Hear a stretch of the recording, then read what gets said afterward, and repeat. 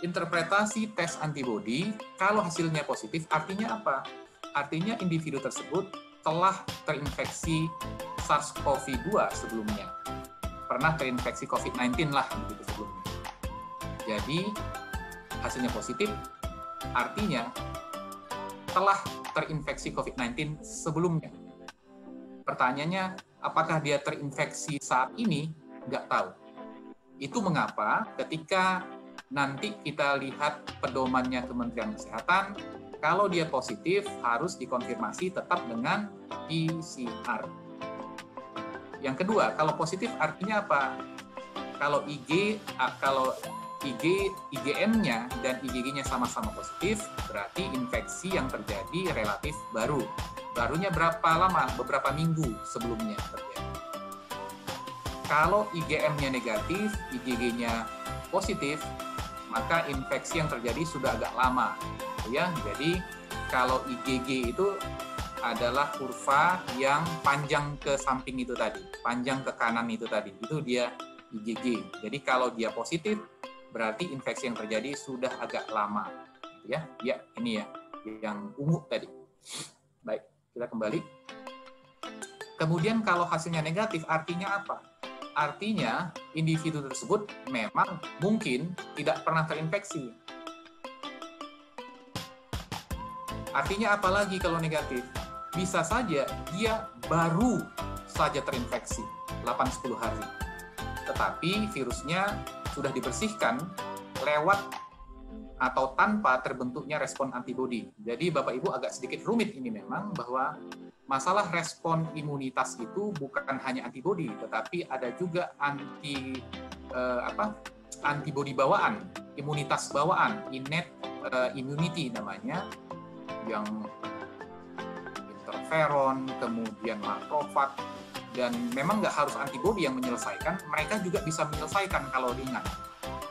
Begitu. Kemudian kalau negatif, apa artinya lagi? Baru saja terinfeksi, antibodinya terbentuk, tetapi low level, levelnya rendah, jadi nggak bisa ditangkap oleh tes tersebut. Jadi orang tanpa gejala, orang dalam pengawasan, pasien dalam pengawasan, itu di tes rapid test, kalau hasilnya positif yang sebelah kanan, maka dia harus periksa yang namanya PCR. Di bawah hasilnya negatif berarti bukan COVID, positif berarti dia pasien COVID-19. Kembali kita ke atas, kalau rapid testnya negatif, apa yang dilakukan? Isolasi diri. Tunggu 10 hari lagi, kemudian ulang rapid test. Kalau rapid testnya negatif, berarti bukan COVID.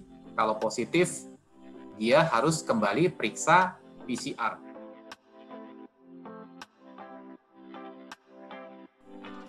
Nah, tadi sudah dikatakan kalau misalnya positif, periksa PCR. Kalau negatif, tunggu 10 hari, kemudian lakukan pemeriksaan lain. Tunggu 10 hari, isolasi di rumah. Apa yang kita lakukan? Ya, tempatkan orang yang kontak itu tadi, pernah kontak dengan pasien terkonfirmasi dalam kamar tersendiri, punya ventilasi yang baik, kemudian batasi pergerakannya, kemudian minimalkan berbagi ruangan yang sama dengan anggota keluarga yang lain. Betul-betul memang diasingkan di dalam rumah untuk menghindari penularan. Kemudian usahakan juga dia tidak satu kloset dengan anggota keluarga yang lain. Itu kalau memungkinkan. Dan kalau tidak memungkinkan juga berkamar sendiri gitu, dia bisa tidur dengan orang lain tetapi jaraknya 1 meter.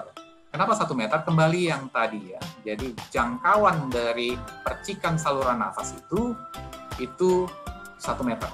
Jadi kalau tidak memungkinkan tidur di dalam kamar yang berbeda, bisa di kamar yang sama dengan anggota keluarga yang lain, tetapi jarak minimal 1 meter. Kemudian yang terakhir itu lakukan hand hygiene, cuci tangan segera setiap ada kontak dengan pasien atau lingkungan pasien. Lanjut.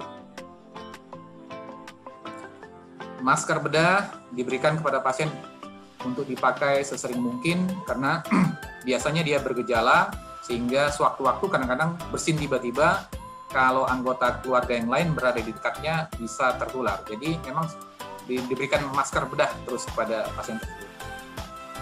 Yang merawat juga pakai masker, hindari kontak dengan cairan tubuh, kemudian bersihkan permukaan sekitar pasien. Permukaan ini maksudnya handle pintu, meja, kursi, HP-nya, kemudian toilet. Ini harus sering-sering didesinfeksi dengan menggunakan sabun atau deterjen yang biasa kita dapatkan, atau dengan larusan desinfektan seperti cairan pemutih itu ya, bleaching, klorin biasanya isinya.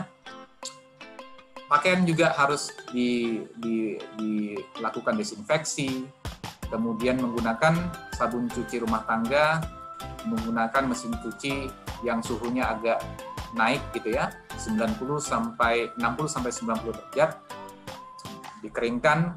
Kalau dia punya gejala berat misalnya dia harus ke rumah sakit, gejala ringan kalau tidak bisa ditangani di rumah, dia bisa dirujuk ke rumah sakit darurat seperti Wisma Atlet.